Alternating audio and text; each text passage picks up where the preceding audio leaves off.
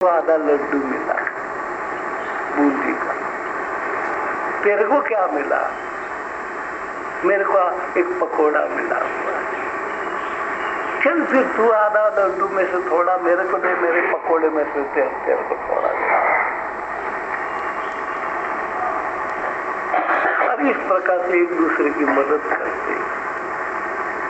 भिखारी भिखारी की मदद कर रहा है। सर्वोच्च पद से लेकर के मैं नीचे तक देखता हूं भिखारियों का ही टोला है।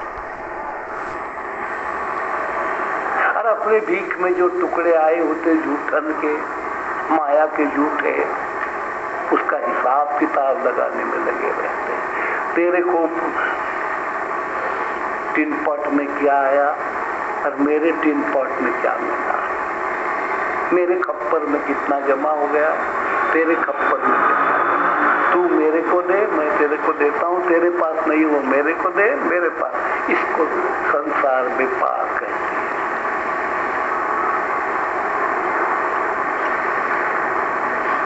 मैं भिखार हूं।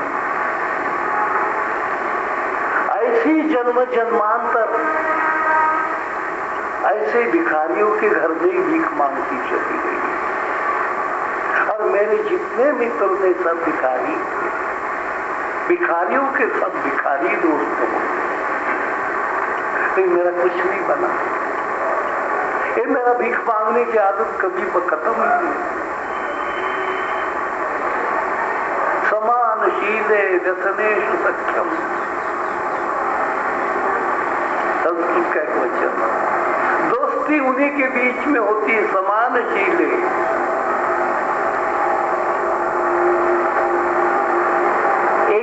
व्यसन वो बीड़ी वाले से बीड़ी वाले की दोस्ती, शराब पीने वाले शराब, पान खाने वाले के पान खाने वाले, तंबाकू खाने वाले के तंबाकू खाने वाला दूसरा मिला के फट से ऐसा करने लग जाता। आधा उसको दे देता है रिक्शे वाला, आधा दोस्ती। तो मैं भिखारी तो हूं, लेकिन अब सबके दर छोड़ करके तेरे दर पर आया।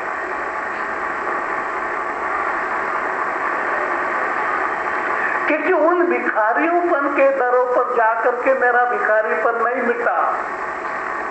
मैं भिखारी का भिखारी जन्म जन्मांतर रहा। अब मेरे को पता लगा है कि एक जगह है, एक साहूकार ऐसा है, एक सेठ ऐसा है जो खुद भिखारी नहीं है। उसके पास जब मैं भीख मांगूंगा मेरा भी भिखारीपन खत्म हो जाएगा। इसलिए तेरे द्वार आया हूं परमेश्वर, तेरे द्वार इसलिए आया हूं। और जो देवी देवते के पुजारी होते हैं वो आपको मालूम ही नहीं कि देवी देवते भी भिखारी है।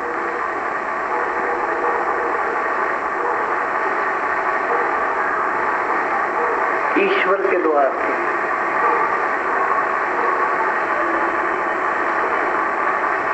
तो उसके द्वार पर दूसरे भीख मांगने जाते हैं।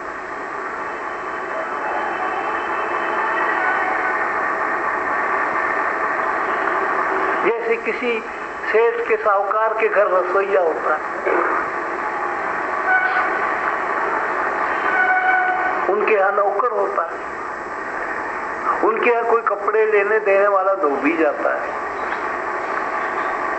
धोबी पीछे खिड़की में से उसको देखता है रसोइये को, अरे भाई थोड़ी सब्जी दे दे, मैं रोटी ले आया। चोरी से पिछली खिड़की की तरफ चला जाएगा। मालकिन कहाँ है?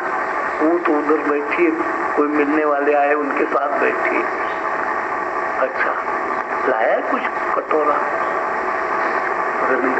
अच्छा मैं कागज में देता हूँ देर को सब्जी। पिछली तरफ से खिड़की में से उसको उसने, अब उसके लिए वो देवता हो गया रसोइया।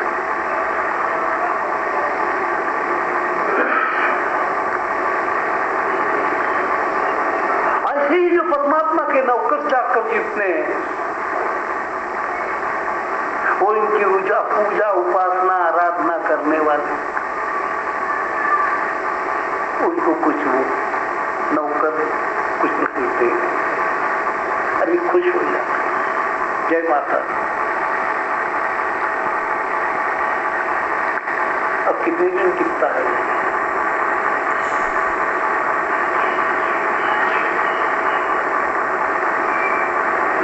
आपका भिखारीपन मिटाने वाली भिक्षा कौन देगा?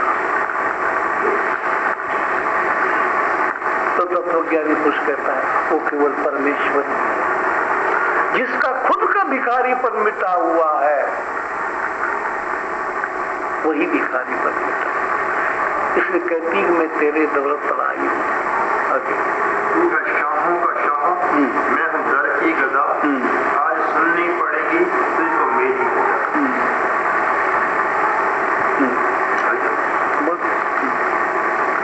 मस्त हरदम रहूं मस्ती उतरे नहीं, ऐसा जाम पिलाना तेरा काम। हाँ, ये मांग रहे जीवात्मा, आत्मा ये मांग रही है परमेश्वर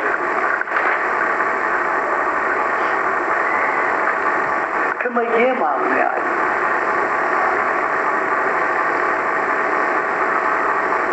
मेरी स्मृति में मेरा काया रूपी जीवन रूपी प्याला लेकर के आई। प्याला मेरा है,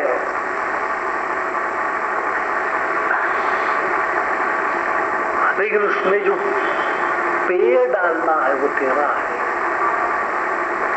भांडा मेरा लेकिन माल तेरा।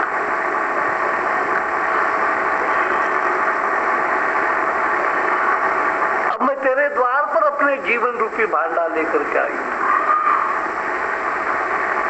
और इस भांडे में तेरी स्मृति, नित्य तेरी याद का जो अमृत है वो इस प्याली में डाल।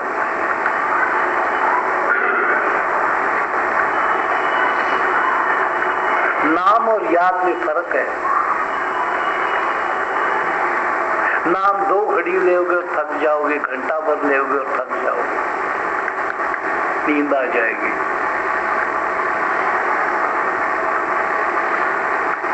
नाम कभी भी आदमी को पूर्णत्व नहीं देता।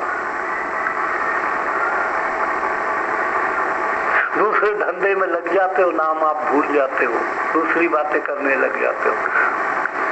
ग्राहक नहीं है तो एक आदमी, सेठ आदमी बैठ करके माला लेकर के राम राम राम राम करता रहता है,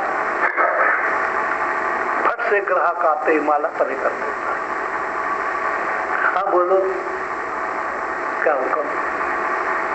तो फिर 4 आने का हल्दी दे दो, 2 आने का मसाला दे दो, 3 आने की मिर्ची दे दो, 1 रुपए का फलाना। परमात्मा के नाम में से कूद करके मिर्चों में चला गया, 4 आने के जीरे के पुड़िया में चला गया। कहाँ था? राम नाम में था, परमात्मा के नाम में लीन था। अब कहाँ जाकर के गया? नमक मिर्च हल्दी जीरे में हो जाकर के उतर गया, वो निकल गया दिमाग में से। हल्दी जीरा उसकी कीमत बिल बनाने लग गया।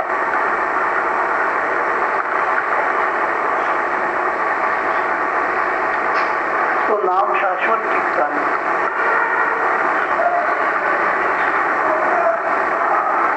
इसे याद 24 घंटे मेरी स्मृति में तू ही रहेगा, ऐसा जाम दिला।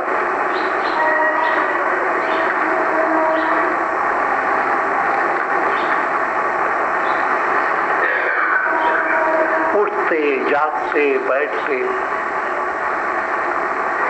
काम करते सब कुछ करते याद तेरी।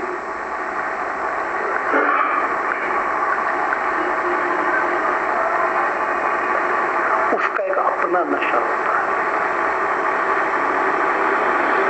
तो ये कौन सा प्याला? स्मृति का प्याला। और स्मृति के प्याले को सुमरन कहते हैं। जप और चीज है, सुमरन और चीज है। सुमरन स्मृति में रहता है, जप मुख में रहता है।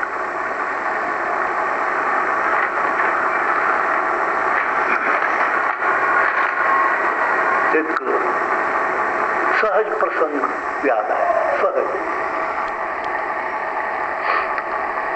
हमारे सत्संग की एक बहन सर्वजीत काफी सीरियस बीमार, उसको बेंगलोर ले गए।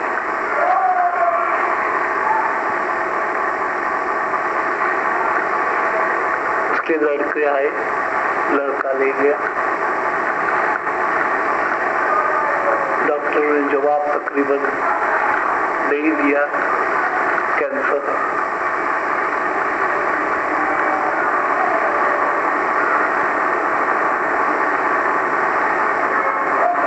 एक उसके जीवन का एक शुभ संकेत मिला।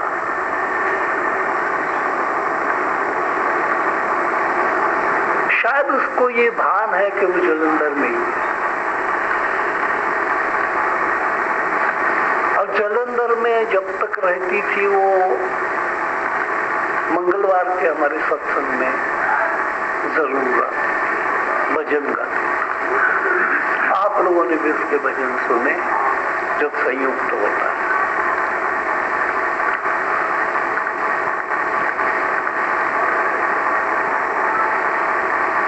कपूरथले के राज घराने की रानी,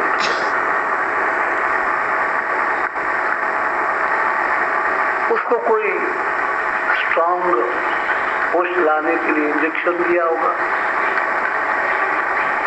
उसमें थोड़ी उसको होश आ गई।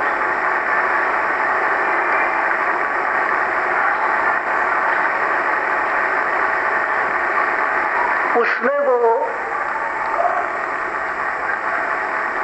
अपनी लड़की को कहती है कि मैं मंगलवार को सत्संग में नहीं जा सकती,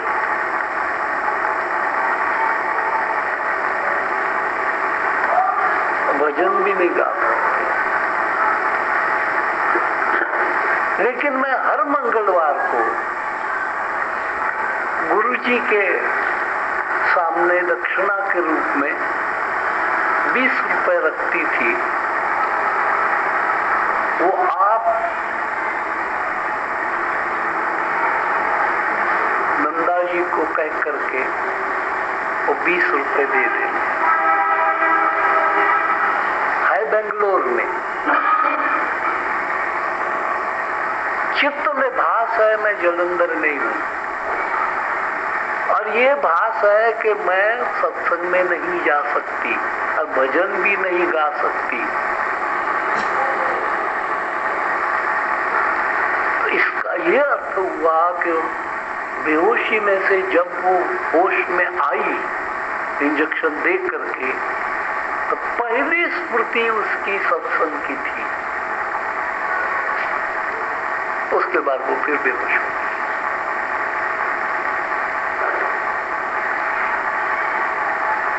आपके चित्त पर जिसका गहरा प्रभाव होगा वो मृत्यु के समय ऊपर आता है। प्रभाव तो कहीं है, बाल है, बच्चे है, संपत्ति है, सब कुछ है, लेकिन हृदय को किस चीज ने छुआ है ये पता लगता है। एक तो बुद्धि की मेमोरी में रहता है, एक मन के स्तर पर रहता है, एक इंद्रियों के स्तर पर चीज रहती है, एक बुद्धि के स्तर पर रहती है और एक आत्मा के स्तर पर रहती है। ऐसा एक मिसाल मेरे को याद आती सहज अंतिम समय में। गोविंद वल्लभ पंत थे हमारे पहले गृह मंत्री, स्वराज आते युग। वो मूल थे पहाड़ के।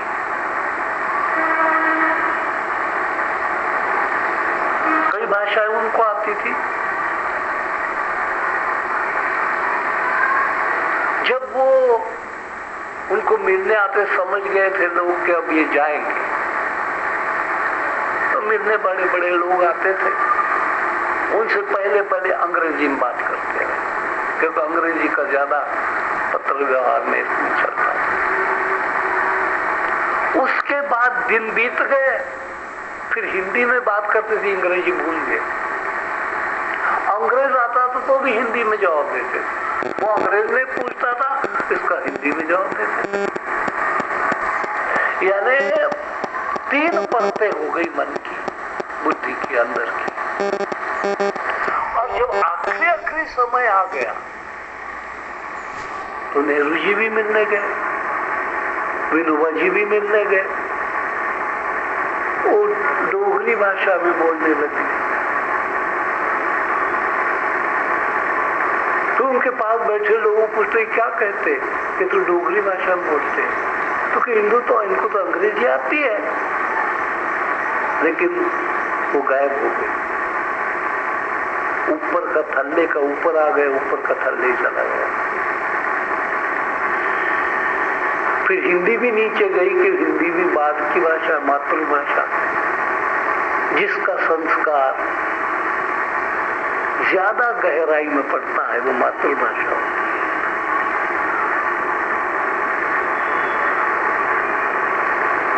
उसके बाद राष्ट्रभाषा, उसके बाद विश्व भाषा। विश्व भाषा अंग्रेजी वो दब गई, फिर राष्ट्रभाषा भी दब गई, और जो मातृभाषा थी वो ऊपर आ गई, और जो भी पूछे उसको पहाड़ी में बोलने लग गए। अभिनव जी कहते हैं यही तो जीवन का सार है, जो आपके चित्त के अंदर गहराई में होगा, मृत्यु के समय ऊपर आ जाएगा। अगर आपकी गहराई में बुराई है तो वो ऊपर आ जाएगी। भले आज वो दबी हुई है, और ऊपर बड़े भगत बन करके हाथ जोड़ करके मंदिर भी जा रहे हो, लेकिन आपके अंदर अगर लालच है तो आखिरी के समय वो लालच ऊपर आ जाएगा, और वो मंदिर पंदिर सब नीचे थल्ले चला जाएगा। इसी को तो जीवन का उलट पुलट कहते हैं। उथल पुथल है पृथ्वी में, ऊपर का नीचे और नीचे का ऊपर, उल्टा ही होना है। जन्म से जो उल्टा है उसी का नाम तो मृत्यु है। तो जब वो है सही उल्टा तो सब कुछ उल्टा होना, छत आनी नीचे, दिवाली जानी ऊपर। इसलिए महापुरुष कहते हैं कि ख्याल रखो आपके चित्त के अंदर गहराई में कौन है। अगर आपके खाने की वासना है ऊपर आ जाएगी, अगर कोई सत्संग के भाव है तो ऊपर आ जाएंगे। अब उनके परिवार को अपने आप ही जवाब मिल गया। उनका परिवार यही पूछता था कि हम कहते थे हमारे पास रहो तो नहीं रहती, पता नहीं जलंधर में क्या है। एक तो जलंधर में पूरी जिंदगी उसने काटी थी, वो आपसी स्नेह था, और दूसरा प्रभाव था मेरे सत्संग का उन पर। अब रिश्तेदारों को क्या पता कि रिश्तेदार तो मेरे सत्संग सुने नहीं। जब हम थोड़ी ठीक हो जाती है कहती है मैंने जलंधर जाना। लखनऊ एक बेटी है, वो कहती है कि थोड़ी ठीक हो गई चलते फिरते हो, अब मेरे जलंधर भेज दो। तो जलंधर में है क्या ऐसा? हम कौन सी कम सेवा करते हैं? नहीं वहां कोई बेटा है न बेटी है, जलंधर है क्या? तो कई बातें ऐसी होती है जो बताई नहीं जाती, जो चित्त की गहराई में पड़ी होती है और लोगों की समझ में भी नहीं आएगी। तो सत्संग तो यहाँ भी है, माता जी बतेरे आपको ले चलते हैं, फिर वो बतेरे अब उसको जचते नहीं। वो भी बहुत जाती थी पहले बाईपास बाबा मोहनगिरी के यहाँ, बहुत जगह पर गई है वो भी सत्संगों के लिए, लेकिन जो मेरा सत्संग उसको जचा, सत्य की दृष्टि से गहराई में, उसको किसी का नहीं जचा।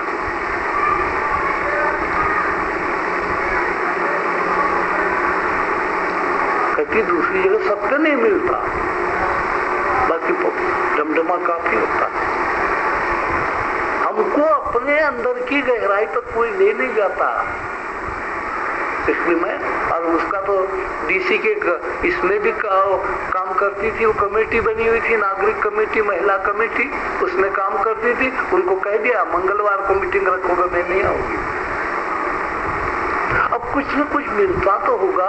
ये जवाब जो डीसी को देती है कि आपने दूसरे दिन रखना होगा तो मैं आऊंगी, मंगलवार को कोई उसी टाइम पर आपका कोई कार्यक्रम रखोगे, मीटिंग रखोगे, उसमें मैं नहीं आ सकती। और ऐसे हमारे मंगलवार के सत्संग की 7-8 बहनें हैं जिन्होंने डीसी को भी कह दिया कि मंगलवार के हम नहीं नागा कर सकते,